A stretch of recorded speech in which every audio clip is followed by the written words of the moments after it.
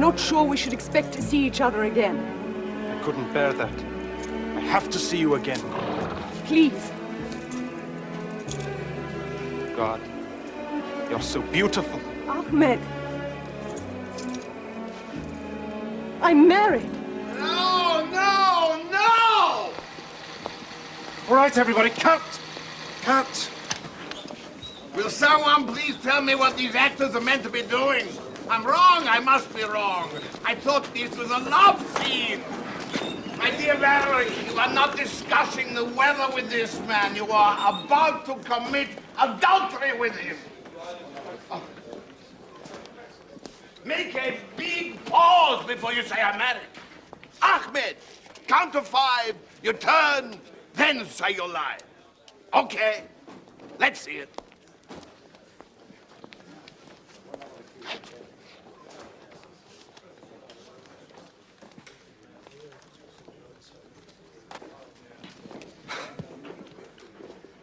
Ahmed. I'm married. No, darling.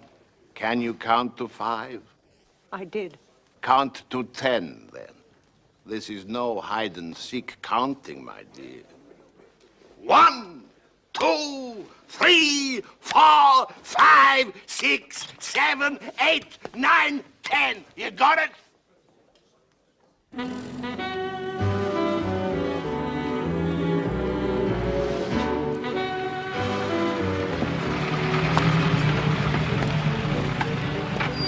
Morning. Captain Hastings and Monsieur Poirot. Guests of Bunny Saunders. Oh, yes. Very young, of course, to be directing his first picture. But what a break, getting Valerie Sinclair to star. Yes, films are very boring, Hastings. But the actors who are paid to deceive us, now they are interesting, huh?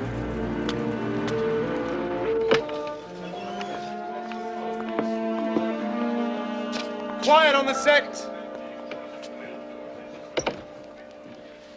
Red light and bell.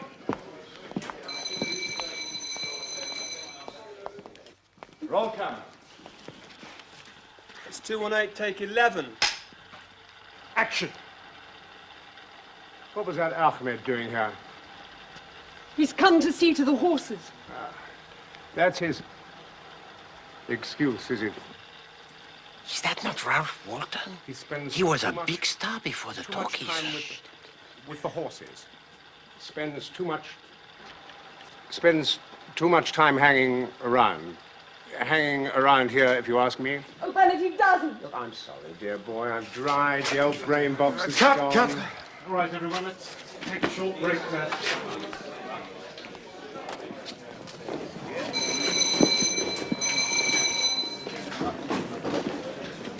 Going. I don't want to hear anything more. Mr. Reed, And now. You understand? Funny. After all, love, glad you could make it. Wonderful to see you. May I introduce my good friend, Monsieur Hercule Poirot? Enchanté, monsieur. Mr. Law, I want to see Miss Sinclair in my office immediately. Yes, Mr. Reed, then. Look here, I must apologize for Reedburn. He's the head of the studio. No matter. He is obviously a busy man. Yes, he's just instructed me to sack Ralph Walton. Good God. Well, the truth is, old Ralph is past his best, but get him on a good day and you won't find a better actor anywhere. I suppose I've got to do it. Reedburn really hates it. Please forgive me for just one. What a terrible thing. Ah, Monsieur Paul. Good morning, Your Highness. Oh, Paul, please. After all you did for my family. Oh, not at all. And what brings you to Parade Studios? Sheer good fortune, huh? My associate, Captain Hastings, How do you do? and your director are very old friends. Oh, excellent. Well, welcome. Thank you. You treat me like a child. But I'm the biggest box office draw this studio has. True. But without the studio, you would be nothing. Without me, you wouldn't even be in pictures. Perhaps I would have been better off. Perhaps, but I doubt it. You're too ambitious for that. You know, you are even more beautiful when you're angry. Have you thought any more about my little proposition, my dear? Hmm? Swine. Mr. Walton, please, this is highly irregular. What's the matter, my dear Ralph? You're the matter, you skunk. What? You haven't even got the guts to sack me to my face!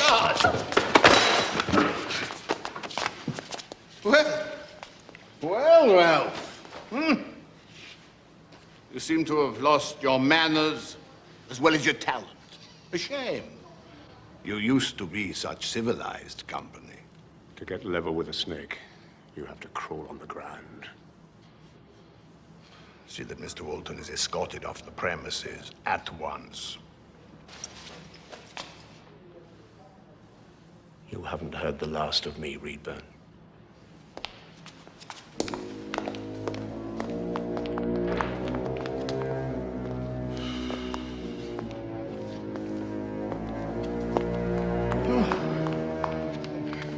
Are you all right, Henry? Of course I'm all right, and don't call me Henry. Go!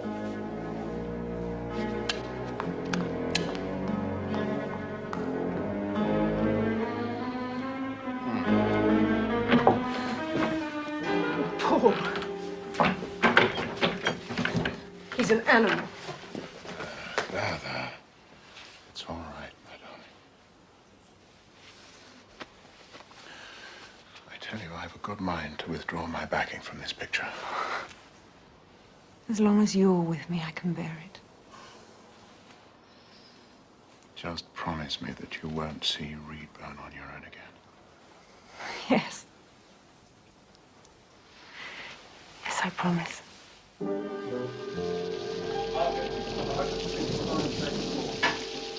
Action! It's a bad wound. You're lucky it's in your arm. In my people's struggle, one life counts for nothing.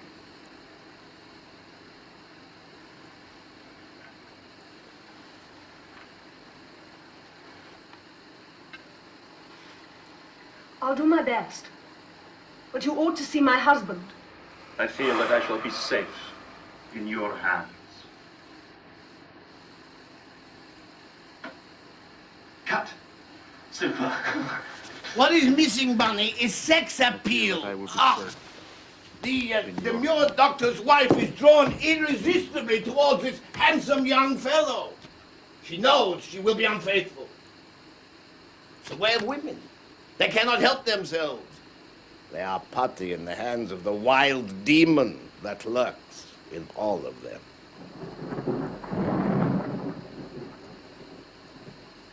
Why can't I have another drink, eh? Why can't I have another drink? Bloody Reedburn owned this studio or something? What if he does? He doesn't own me. And I can have a drink if I like.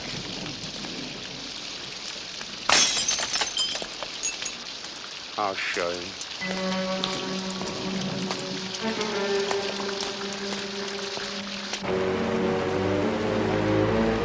Mr. Reedburn's house just coming up, miss. Stop just here.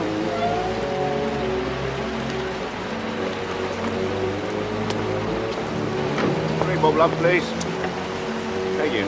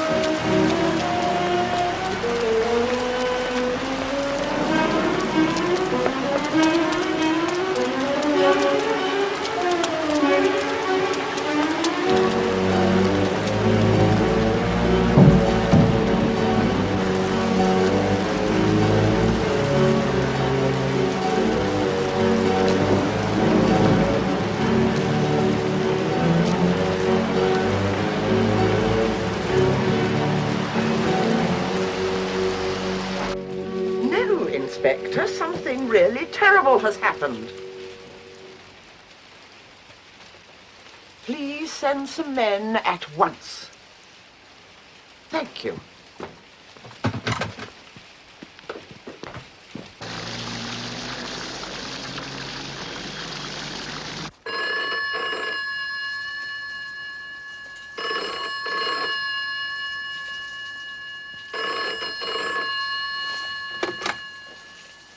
Hello? Is that Hercule Poirot? Yes? It's Paul of Morenia. Ah, Your Highness. Please, Poirot, Paul. Pardon, Paul. The most awful things happen, Poirot. I desperately need your help. Yes? Valerie's in trouble. Serious trouble. Mon Dieu, is she with you? She's just telephoned. I'll do anything I can to help. You see, Poirot, Valerie and I are engaged to be married. I had no idea.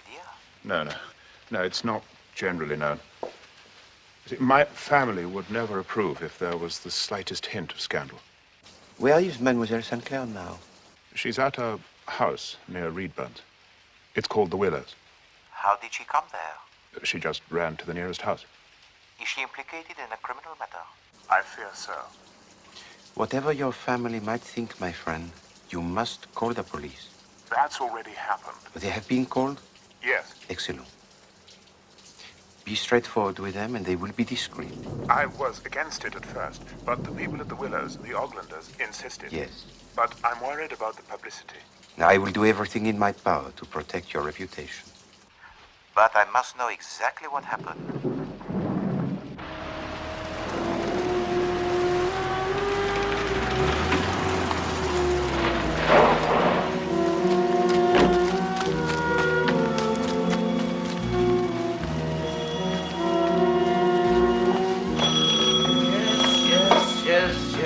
Yes. All right. Police, Chief Inspector Japp. We've had a report of a disturbance here.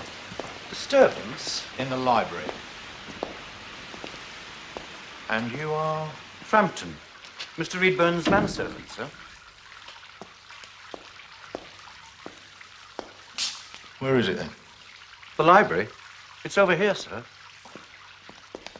One moment, sir.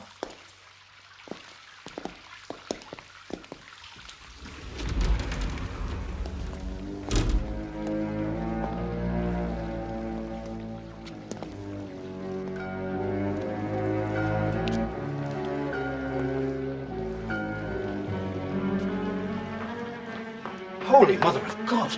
Don't touch, sir, if you don't mind.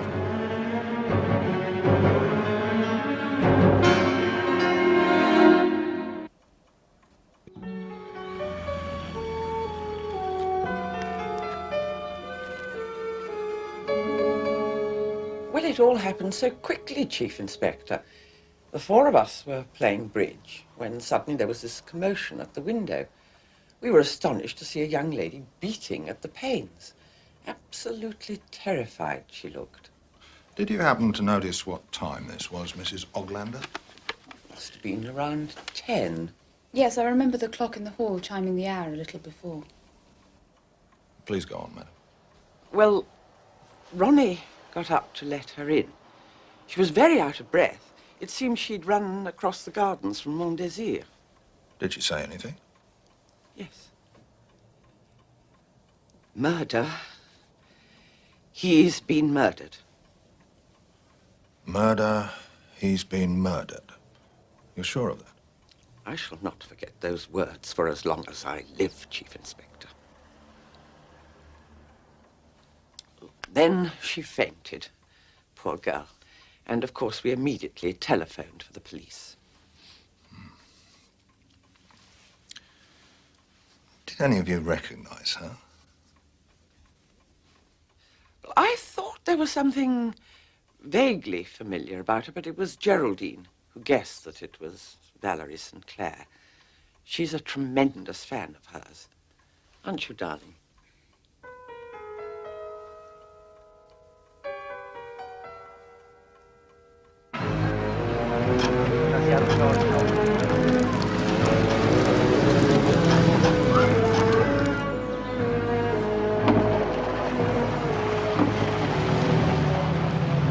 Now remember, mon ami, it is important that we keep a discreet silence about our connection with Prince Paul and Mademoiselle Sinclair.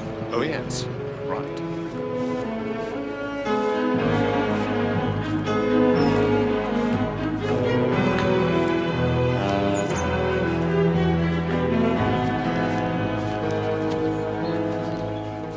The police took away the body early this morning, sir. Otherwise, the room is untouched. And the curtains were drawn last night? Yes, sir. I draw all the curtains every evening. So who has drawn back this one? I couldn't say, sir. Possibly Mr. Reedburn did.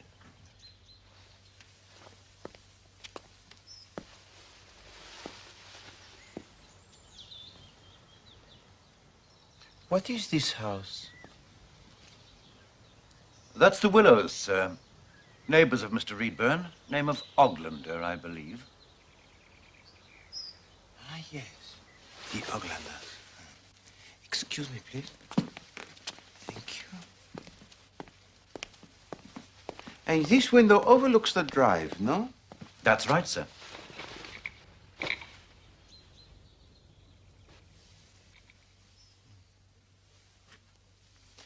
Tell me, was Monsieur Reedburn expecting any visitors late last night?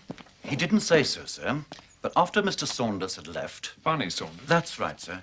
He and Mr. Reedburn were viewing rushes in the projection theatre. Mr. Saunders left at about 9:30, I think it was. And later?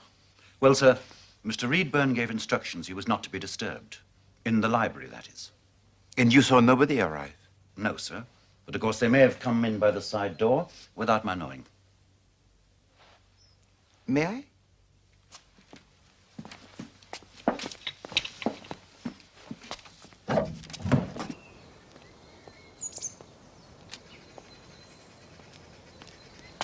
Thank you.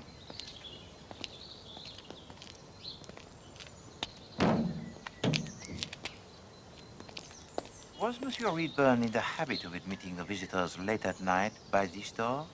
I believe so, sir. And you heard nothing from the library after Monsieur Reedburn had retired there? Well, I can't be sure, but I thought I heard a woman's voice. A woman's voice? Yes, sir. I may have imagined it, of course, because that's what I would have expected to hear. If you see what I mean, sir. Quite so. We're looking for a blunt instrument, quite wide. Not like a poker, but heavy. You start upstairs. Dear, oh dear.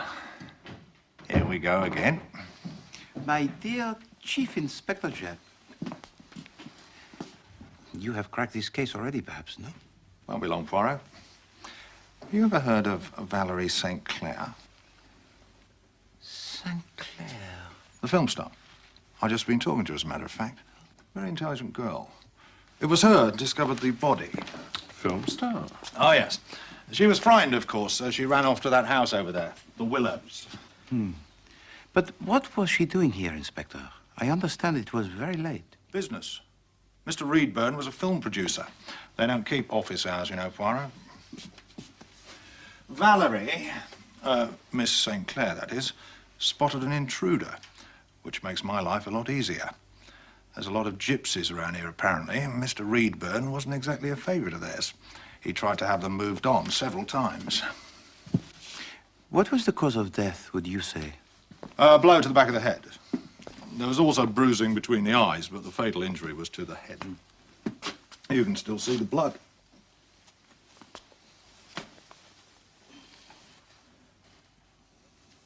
So he was lying on his back?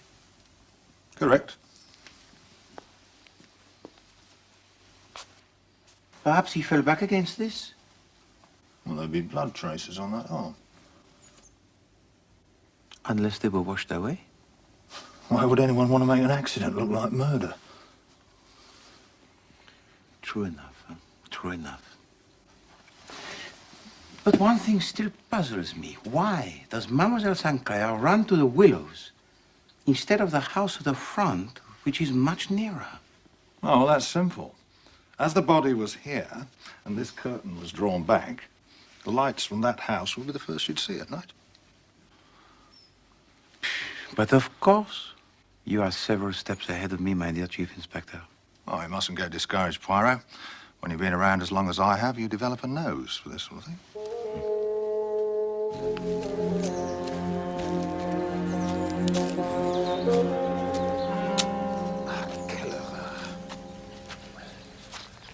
Poor Valerie Sinclair had to come this way in the dark. Do you reckon Jab's onto something? This gypsy business, I mean. A man like Reedburn had enemies, huh? Too many.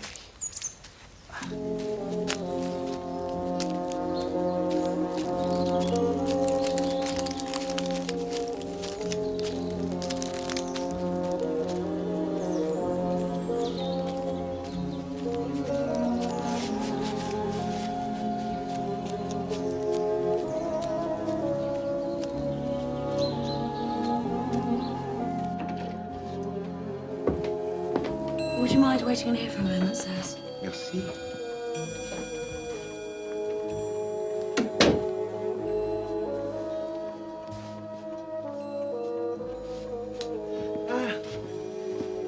La famille Hastings. No bond is so strong. Yes. Good morning, gentlemen. Bonjour, mademoiselle. You're from the police? No, not at all. Pardon. Voilà. We are acting in a private capacity for a dear friend of Mademoiselle Sinclair. I see. How can I help you? You must excuse the room, by the way. The police have instructed us to leave things exactly as they were. No, of course, I understand.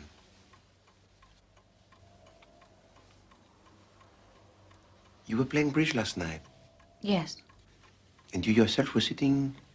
There, facing the window. I was partnering my mother and had just bid one no trump when it happened. When Miss St. Clair appeared at the window, I mean. You had been playing for long? Perhaps an hour or so. We played several rubbers. Mademoiselle St. Clair is still here, is she not? Yes.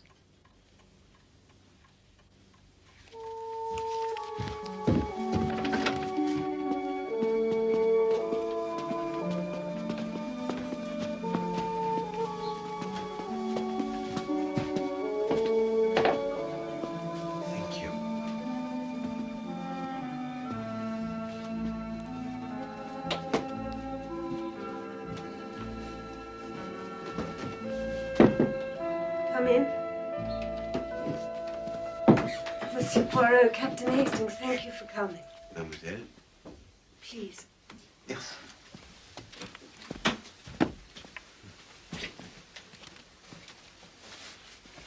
I saw you on the set yesterday. Ah.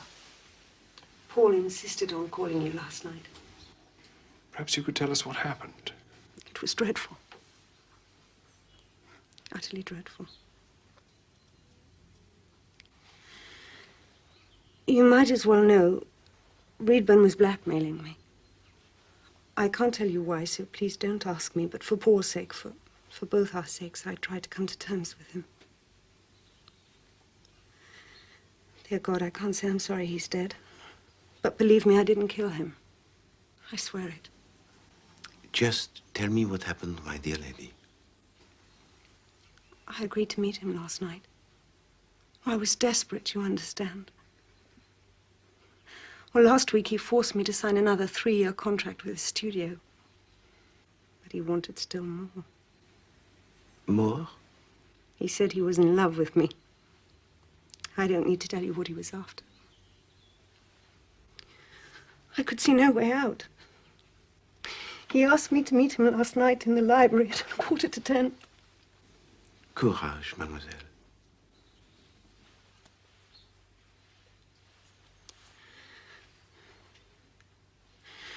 When I entered, it appeared to be empty. Then I saw it. By the window, a body on the floor. To my horror, I realized it was Reedburn.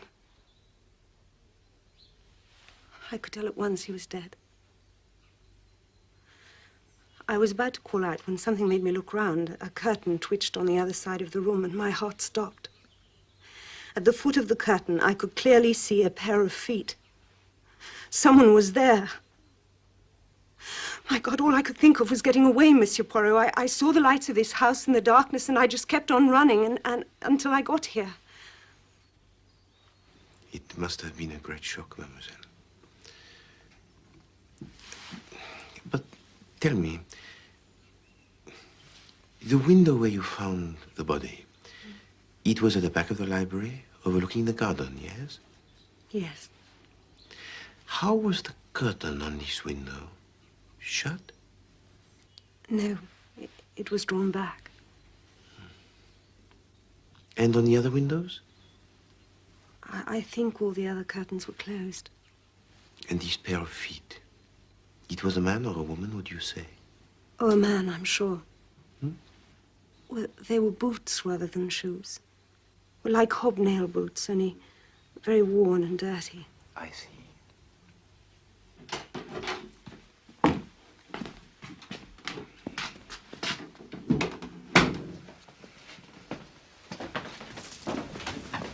Begging your pardon, sir. Mrs. Oglander would like a word with you if you wouldn't mind waiting for a while in the drawing room. No, by all means.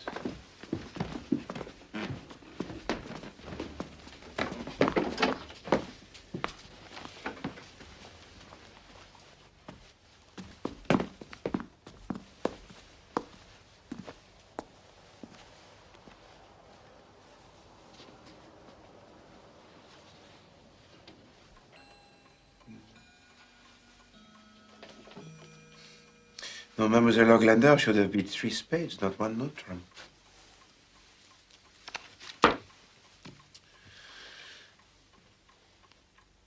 Tiens. 2, 4, 6. 2, 4, 6. 2, 4, 6. There are only 51 cards here. There is 1 card missing.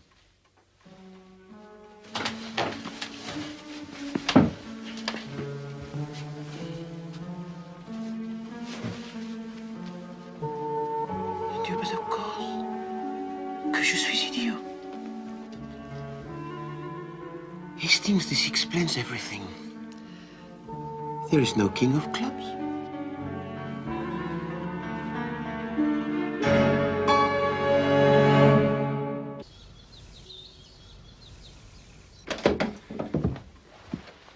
Thank you very much for waiting, gentlemen. Madame? I wonder if I might ask a small favor of you, Mr. Poirot. I am at your service, madame. Well, you see, my husband is not a well man, and I'm terrified that if the newspapers get hold of the fact that Miss Sinclair is staying here, we shall have no peace. Can I therefore rely on your discretion, Mr. Poirot? I have not seen or heard of Mademoiselle Sinclair. You may rest assured, madame. Thank you so much. I'm so grateful. May I please ask you something, madame? Which of you first noticed Mademoiselle Sinclair at the window? Well, it's difficult to say, really. The commotion distracted us all. But you could see her clearly from your seat? Oh, yes, indeed. I was facing the window. I was probably engrossed in the game. I'm afraid I'm a bit of a dunce when it comes to bridge.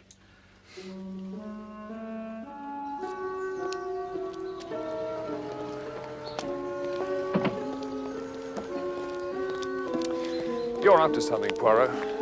I'm dashed if I know what. Patience, my friend.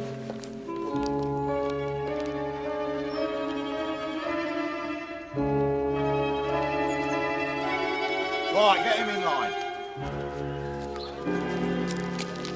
All right, none of your half-larks. Just get them off. This is a serious inquiry. Get their names on the labels and give your boots to the constable. What? You'll get them back, don't worry. They're going to be looked at by a film star. God help her. You know, Poirot, there's a bit more to this modern art than you might think. It isn't just that they don't know what they're doing, even if it might look like it. This is most unpleasant, Hastings. A pal of mine was telling me that what they're trying to do is to show all the sides at the same time. Save us the trouble of walking around the back. It's quite a clever idea in a way. I mean, take this fellow, for instance. I mean, that bit might be his front and his back as well, if you get my meaning. Not quite scientific, really. Trouble is, most of the time, they're half mad with booze and drugs, so what they see isn't all that reliable. It's the artistic temperament, that's the problem. What have you got there? Oh, Bunny, what are you doing here? Looking for you and Monsieur Poirot, actually. Prince Paul said you'd be here. Oh, what's up? Well, look, it may be nothing important. When I was driving back from here last night, I nearly ran straight into Ralphie Walton coming the other way, swerving around like some mad dervish he was. So you think he was coming here to see Monsieur Reedburn, intent on revenge? Well, I don't know, but he certainly didn't look like a man paying a social visit. He doesn't wear hobnail boots, does he?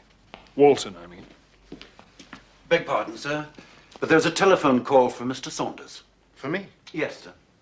Who on earth could be calling me here? Excuse me. So, did Ralph Walton kill Reedburn? That is the big question, mon ami. What about the missing bridge card? It is in my pocket. I don't understand. Well, there is no great mystery. The missing card was in the box all the time. It had simply not been taken out with the others. C'est tout.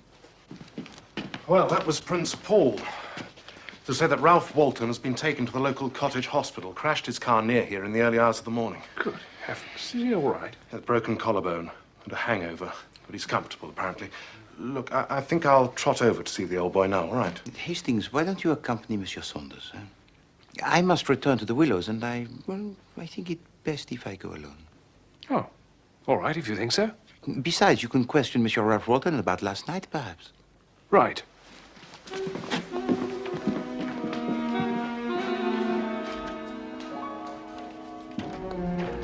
Hop in then, Arthur. Right.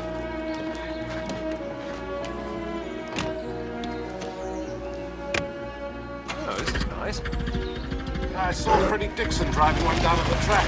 So I thought I'd get one myself. Twin SU carbs, isn't it? Yeah, it's a bit thirsty. Quick.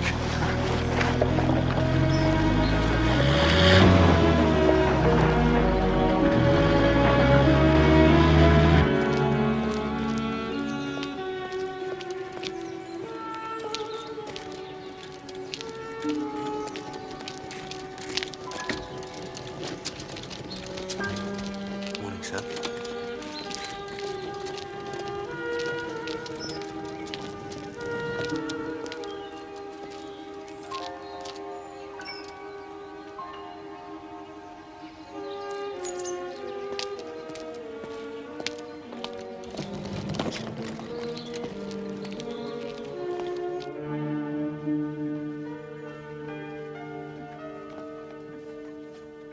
Mr. Poirot?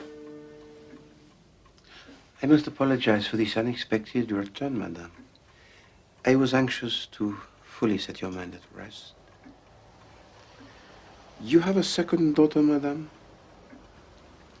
Had. She died, I'm afraid.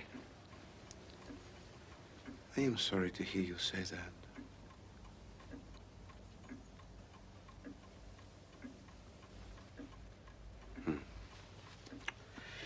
In my country, we Belgians have great respect for la mère de famille, the mother. She is all important. Do not worry. I think it unlikely that the police will ever learn the truth.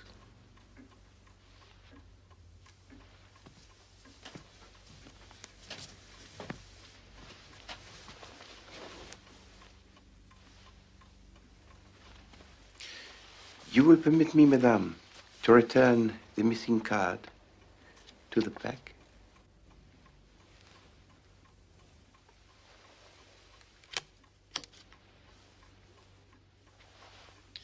To play bridge For over 1 hour, with only 51 cards, that is not very believable, madame. You make one other small mistake. You tell me that you are sitting here, facing the window when Mademoiselle Sinclair appeared. But your daughter tells me she also is sitting here, so perhaps you are both sitting in the same chair, no?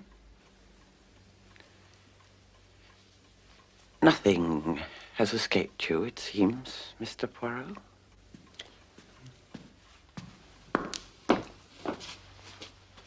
You are feeling better, mademoiselle?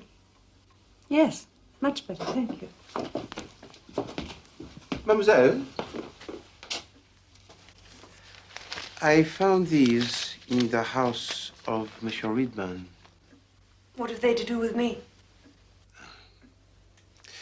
You are a good actress and a loyal daughter, Mademoiselle Oglander.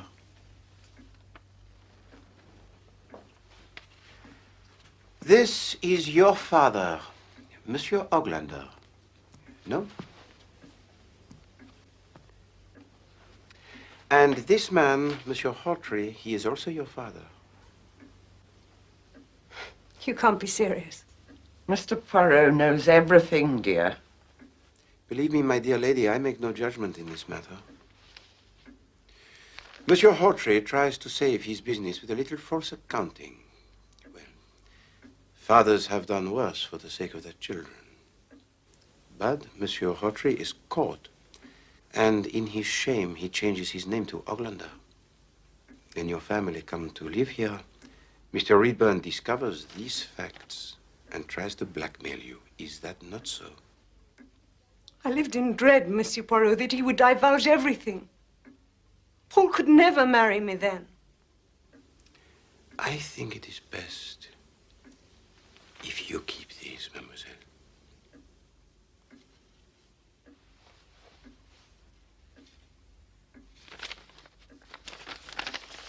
And have no fear. My lips are sealed.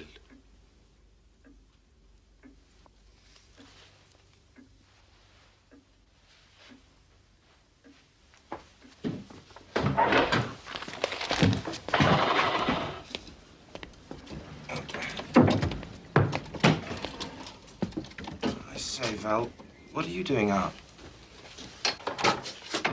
No, I should be careful. We just saw that little French chap snooping his way back up here.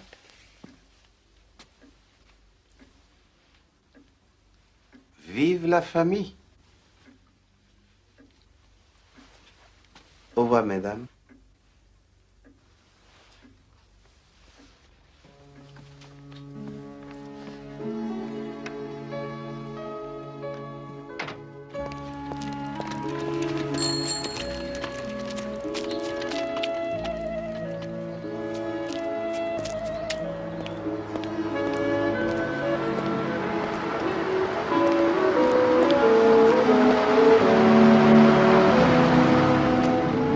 Back to town, Poirot?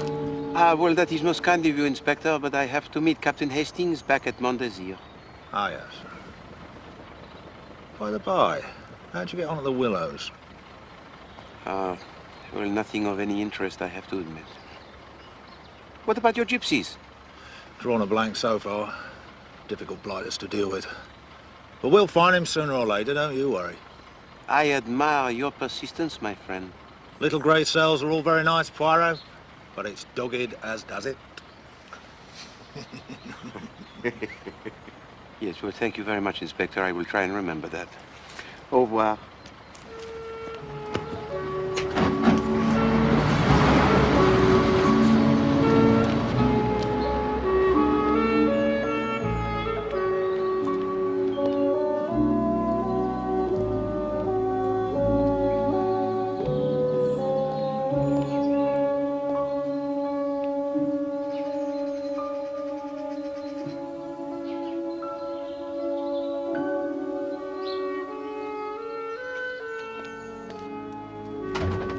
Ah, Poirot.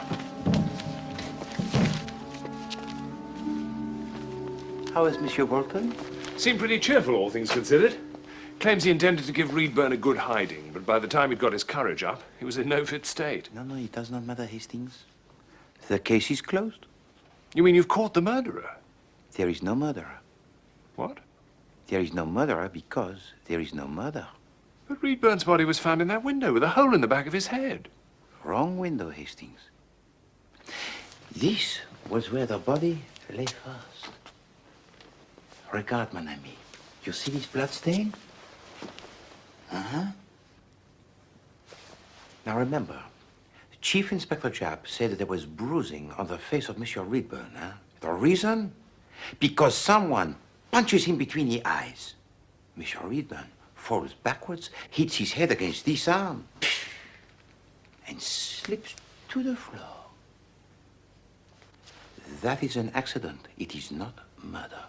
But if he fell here, why did he end up over there? Well, it is not impossible, you know, to drag the body across the floor. But why take it over there? Because it was essential for their plan. Their plan? Yes. Valerie St. Clair and Ronnie Oglander. Well, the father is too ill, so it had to be the son. You see, mon ami, Mademoiselle St. Clair visited Monsieur Reedburn last night, accompanied by Ronnie. There was a quarrel, no doubt, and the young Monsieur Oglander punched Monsieur Reedburn in the face. He fell backwards and hit his head. Voila.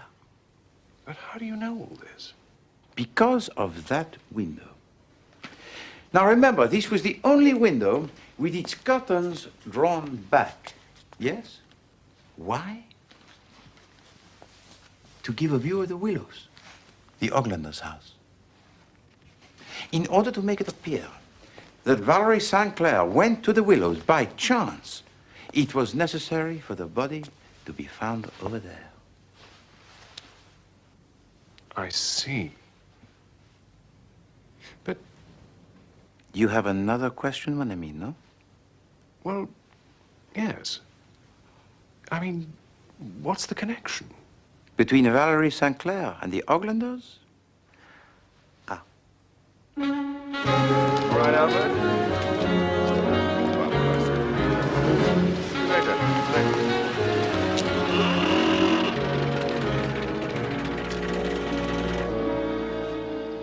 What was that Ahmed doing here? He's come to see to the horses. That's his excuse, is it? He spends too much time hanging around here, if you ask me. Oh, Bernard, he doesn't. I'm still your husband, Vivian. Just don't ever forget that.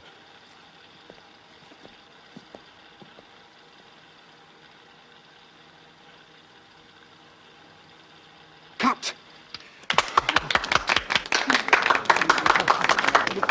Excellent. Bonnie, excellent. Very good, Ralphie. Excellent. Right, well, we'll print that one. Now then, onwards and upwards, we'll move on to scene 64. As long as that one's clear. Monsieur Poirot, have the police made an arrest? No, it seems not. And from what I hear, the trail has gone cold. Well, the very idea that Val could have been involved was always preposterous. Open up the doors and get some air in here. But I thought... No, Hastings. Look, it seems to me... My friend, you are barking up the wrong bush. The case of Monsieur Reedburn will remain, I fear, one of that great body of unsolved cases.